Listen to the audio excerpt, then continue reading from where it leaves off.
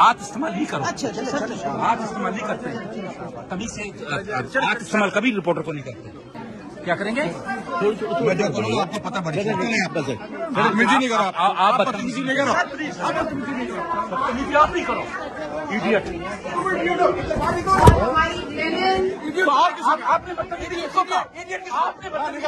कराची में people's party जे chairman ऐं परॾेही वज़ीर बिलावल भुट्टो ज़रदारी ऐं आसिफा भुट्टो ज़रदारी जे मौजूदगीअ में जारी तक़रीब उन वक़्तु वॾी बदनज़मी जो शिकार थी वई जॾहिं बिलावल भुट्टो ज़रदारीअ जे सिक्योरिटी इंचार्ज रिटायर्ड कर्नल बाबर सीनियर सहाफ़ी अकरम बलोच सां बदतमीज़ी शुरू कई। सिक्योरिटी इंचार्ज सहाफ़ीअ खे वीडियो रिकॉर्डिंग करण खां रोकियो। सहाफ़ीअ जे एहतजाज करण ते रिटायर्ड कर्नल बाबर खे चमाटू हणणु शुरू कयूं, जंहिं दौरान सहाफ़ीअ जो चश्मो बि भॼी पियो।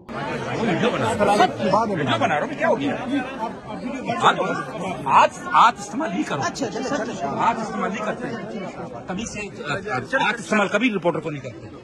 क्या करेंगे? मैं जब चलूंगा आपको पता पड़ेगा। बदतमीजी नहीं करो आप बदतमीजी नहीं करो, बदतमीजी आप नहीं करो। इडियट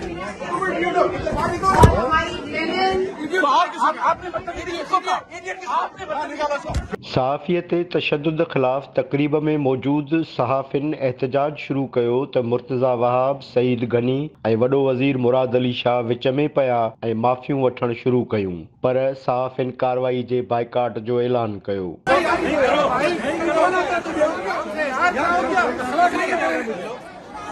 नहीं लड़ सकते आप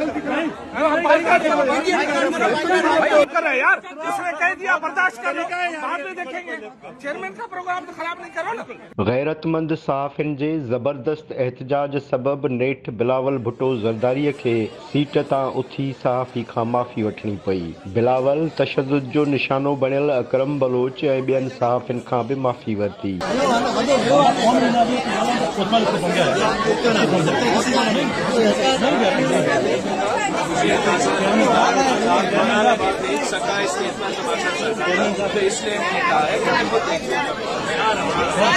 बिलावल जे माफ़ी वठण खां पोइ सहाफ़िन जी कावड़ कुझु झकी थी। तंहिं हूंदे बि हुननि मुतालबो कयो त सहाफ़ीअ ते तशद्दुद कंदड़ सिक्योरिटी इंचार्ज ख़िलाफ़ सख़्त कार्रवाई कई वञे।